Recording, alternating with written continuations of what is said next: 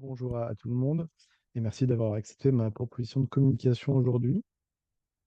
Donc, je vais essayer d'être assez concis, sachant que le sujet est compliqué puisque je travaille sur la question des soft skills. Alors, dans un cadre particulier, je suis obligé d'en dire un mot, ce qui met un petit peu à l'épreuve les possibles conflits d'intérêts ou en tout cas intellectuels, voire peut-être pratiques, puisque je travaille pour une association qui produit des programmes d'accompagnement. Donc, je suis docteur en sociologie, mais je travaille pour une association en tant que chercheur qui produit des programmes d'accompagnement à l'insertion pro et à la réussite professionnelle, pour le dire vite, et qui s'est notamment emparé, au moment où j'arrivais dans cette structure, du sujet des soft skills comme un sujet de valorisation et d'aide à l'insertion, la valorisation des parcours, à la compensation des diplômes de la part des accompagnés, des bénéficiaires, du public de cette structure. Et forcément, depuis quelques années, je suis dans cette réflexion et dans ce paradoxe entre les soft skills comme outils pour les publics de milieux défavorisés. Et évidemment, les soft skills, c'était l'objet de mon introduction sur laquelle je vais vite, comme outil du néo-management, comme discours public. Dans le prolongement de ce que disait Anne juste avant sur la question des talents, on trouve les soft skills très à proximité, on pourrait dire. Donc, on est avec le savoir-être. Et aujourd'hui, en débordement, non seulement avec une origine managériale et militaire des soft skills, hein, dans l'histoire de cette notion, et avec un débordement très large aujourd'hui du côté des politiques publiques de l'emploi et du côté du monde associatif. Et je suis effectivement confronté à ça. Donc, on a tout le discours, on va dire, la critique des sciences sociales a un discours qui est relativement construit autour des soft skills, si ce n'est le champ qui en étudie des parties spécifiques, qui est plutôt du côté de la psychologie, mais qui prend jamais les soft skills comme une notion globale, mais qui plutôt étudie certains caractères, donc certaines compétences au sens psychologique du terme. Et donc, on a une confrontation, en fait, de façon générale. Donc, j'en viens assez rapidement à mon développement entre deux grands types de discours. D'un côté, les soft skills qui font l'objet de travaux, avec des objectivations et parfois de la significativité de résultats en termes de performance, pour le dire très vite, mais dans un contexte particulier, versus les soft skills comme objet général, comme injonction normative, on pourrait dire, qui montrerait des possibilités de performance, de talent. Donc là, il y a le lien qui est très fort dès qu'on est sur un discours en généralité, sans que ces soft skills soient toujours définis, que les listes soient toujours définies, les critères définis, etc. etc. Et donc, on a deux champs très différents, mais un processus global d'institutionnalisation, dans la mesure où, en quelques années, cette notion et on va dire, les projets, les préparations de politique publique qui vont derrière, les programmes d'accompagnement aussi, s'en sont fortement emparés. Je ne vous fais pas le détail. Alors, pourquoi parler de rapport de domination? C'était le titre que je n'ai pas énoncé. Et pourquoi convoquer une dimension morale? Et en fait, le prisme par lequel je veux aborder ça, c'est pas directement dans le travail, mais c'est plutôt à travers la place que prennent les associations, la place que prend le secteur associatif dans un espèce de champ qui est le champ en fait d'une forme de délégation d'expertise par les entreprises et par les pouvoirs publics au profit de la connaissance des publics, mais publics possiblement futurs travailleurs, travailleuses, publics dont il faut quand même s'occuper on va dire dans la grande perspective d'un capitalisme responsable, mais qui quand même reste en concurrence. Et donc on a une forme si je remets ça en perspective, une forme de réflexion qui se pose entre une concurrence et une reconnaissance des parcours. Et on pourrait dire que les soft skills sont d'une certaine manière un objet enfin, l'objet qui est au cœur de cette tension qu'on peut observer dans le triptyque association, pouvoir public et entreprise, en fait, monde du travail privé concurrentiel, pour le dire très très vite. Avec donc d'un côté des recherches d'évaluation, de l'autre côté des formes de valorisation morale très fortes, par le biais notamment des questions de l'engagement. Ça aussi, c'est encore un mot-clé actuel très important avec de multiples définitions, puisque l'engagement au départ, on voit plutôt à la stricte question du bénévolat, de la citoyenneté, et c'est petit à petit, comme tout le monde le sait, vraiment appliqué à la question de l'engagement dans l'entreprise, mais prenant évidemment des sens différents. Et d'une certaine manière, on a tout un champ de discours qui va dans ce sens-là. Et les soft skills sont, d'une certaine manière, la valeur d'échange qui pourrait exister sur ce marché-là, pour le dire très très vite. Euh, En résumé, alors, donc je présente là une réflexion en cours et aussi, alors je le dirai tout à l'heure, quelques résultats de recherche en cours pour essayer de nuancer ce constat et aussi pour voir qu'on peut tout à fait, enfin à mon sens, même si je ne le développerai pas, politiser la question des soft skills et pas ni la rejeter en bloc, ni l'approuver en bloc comme le nouvel Eldorado de la compétence ou du recrutement ou de l'insertion professionnelle. Il s'agit en fait, comme n'importe quel médium d'une certaine manière, de pouvoir nuancer son approche et de voir, enfin, ouais, d'éviter les impensés. Et donc, je dirais qu'en résumé, il y a trois principales tensions, cette première partie théorique, inhérente à l'appréhension des soft skills.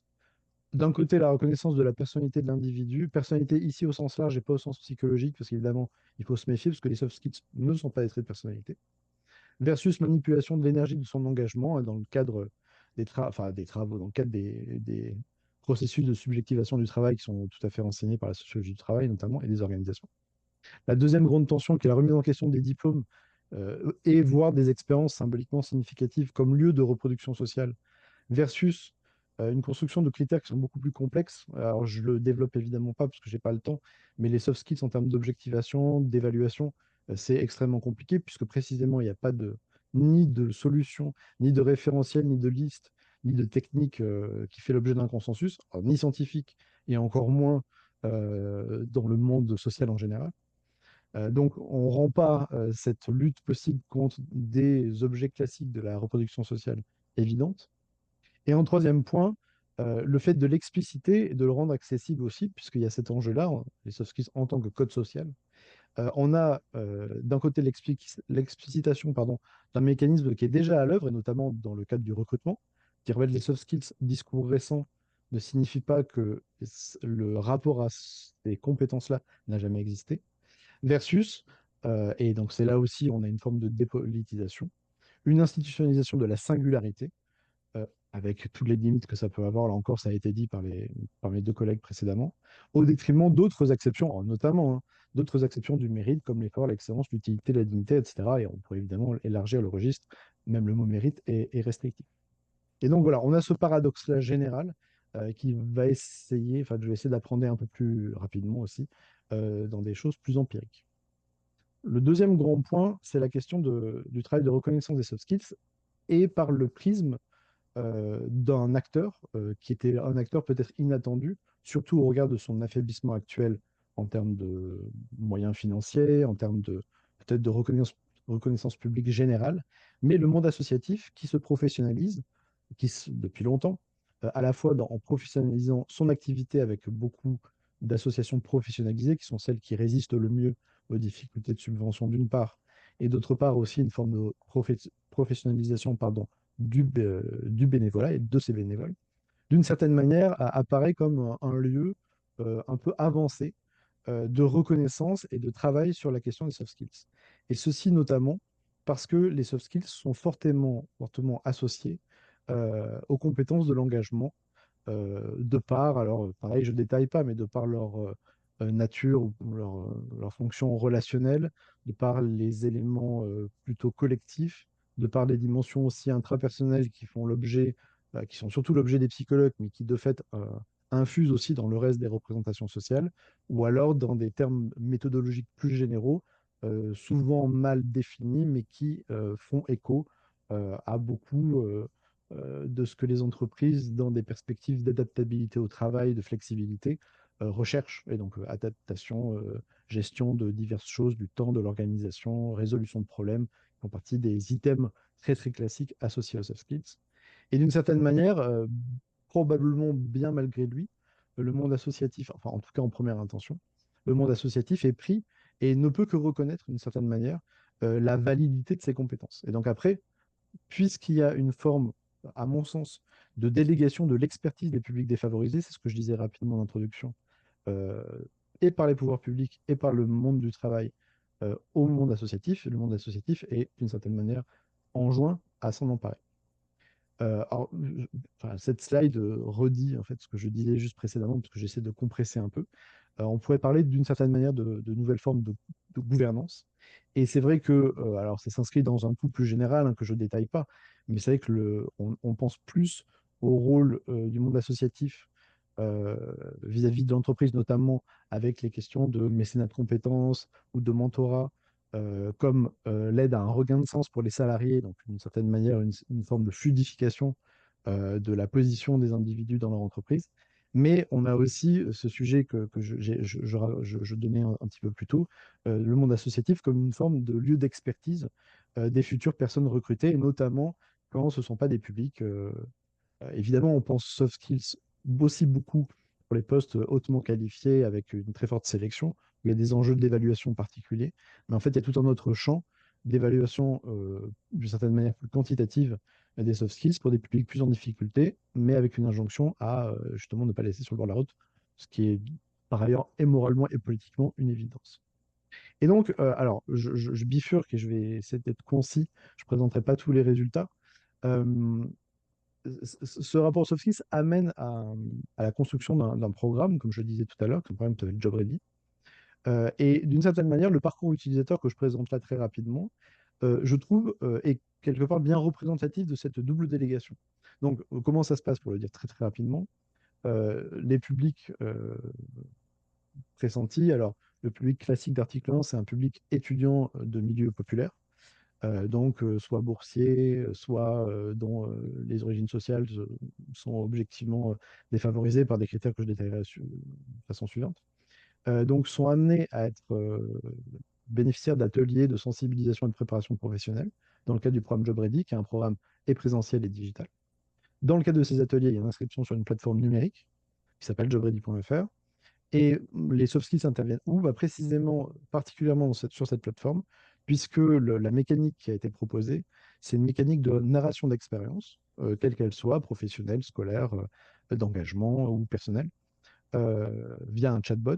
Et ce chatbot va déterminer, après une série de questions, quels sont les soft skills qui ont été probablement mobilisés pendant cette expérience. De manière à ce que, et là la mécanique est, il y a une double mécanique, c'est l'appropriation du code social et des mots des soft skills, c'est-à-dire il y a un répertoire de 45 compétences appariées aux différentes possibilités de réponse données aux bénéficiaires de la plateforme, à l'utilisateur ou l'utilisatrice. Et donc, il y a une proposition de soft skills. La personne s'auto-évalue sur ces soft skills, d'une certaine manière confirme tout ou partie de ce que la plateforme propose. Et ensuite, on a la possibilité d'une part de se faire hétéro-évaluer par la suite. On a l'obtention de badges, d'open badges de soft skills qui sont ensuite téléchargeables, enfin téléversables sur LinkedIn ou sur un CV. Et la suite du programme, que ce soit en ligne ou la suite des ateliers, constituant une série de conseils, de ressources pour la préparation à l'insertion professionnelle. Et donc, dans tout ce cheminement, on a bien à la fois, à mon sens, les signes de l'intérêt général en lien avec les soft skills, d'adresser cette question, de rendre ce code social et ce type de compétences accessibles à des publics défavorisés. De fait, hein, je ne l'ai pas dit, mais les soft skills sont mine de rien un sujet encore peu connu du monde du salarié en général, très peu connu des jeunes dans des cursus autres que ceux type école de commerce ou autres qui s'intéressent déjà à ces sujets-là. Et donc, il y a à la fois cet intérêt général et en même temps, on amène ces soft skills du côté concurrentiel avec des formes de gratification par les open badges, des formes de stratégies posées possibles afin de mieux de capitaliser sur ces compétences nouvellement conscientisées, puisqu'elles ne sont pas nouvelles en tant que telles, elles sont conscientisées ou elles sont censées être conscientisées à travers ce parcours. À partir de ce programme, quelques réflexions. Alors là-bas, voilà, il y a deux sources principales.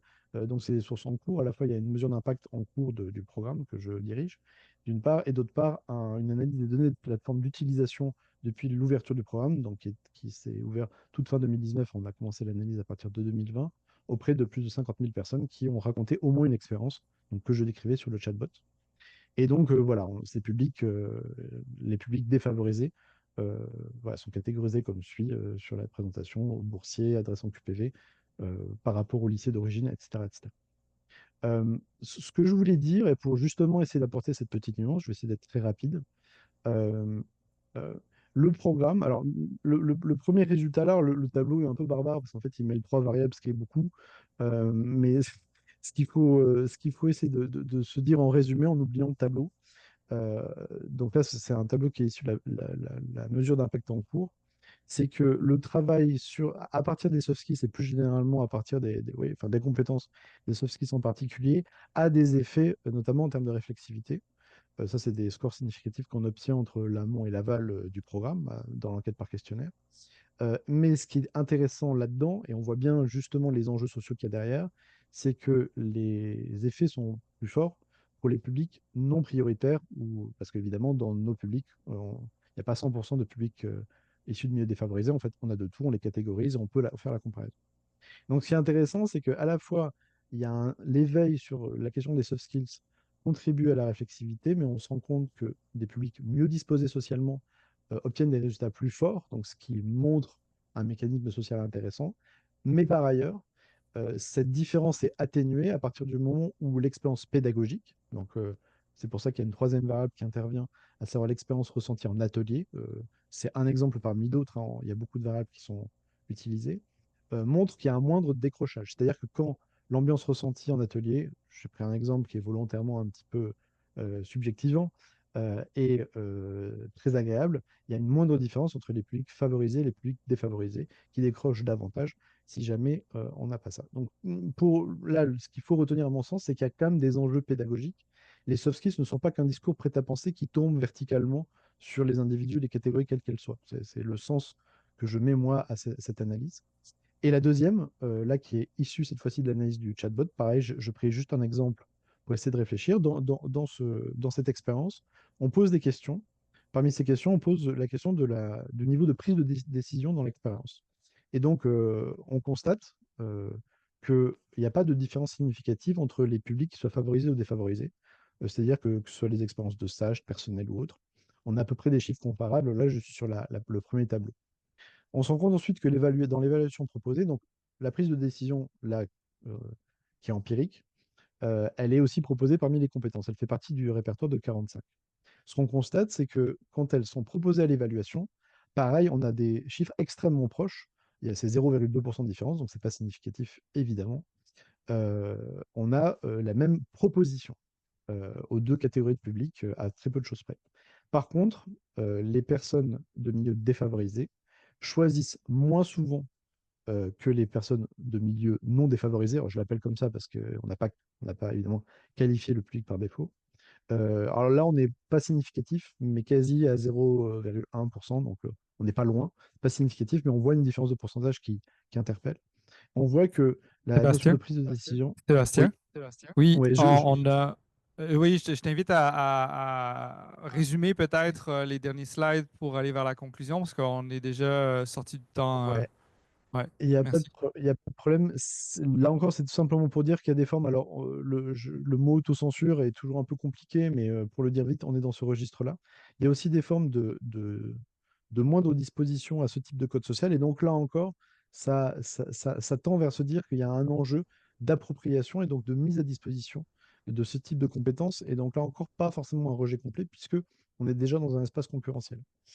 Ce que je pourrais dire en résumant la dernière partie qui était déjà un peu conclusive, c'est que on a besoin de prendre cet objet à bras le corps. C'est un objet qui fait déjà partie des codes sociaux et donc si on veut pas être dans un rejet politique, y compris s'appliquant à des catégories qui auraient besoin de ça dans des formes concurrentielles d'éléments de parcours à valoriser d'une part, ou de ne pas exclure tout simplement les groupes qui aspirent aussi à des intégrations conformistes. Alors, évidemment, c'est un petit peu de sel sur la question, mais on est aussi en droit de se la poser.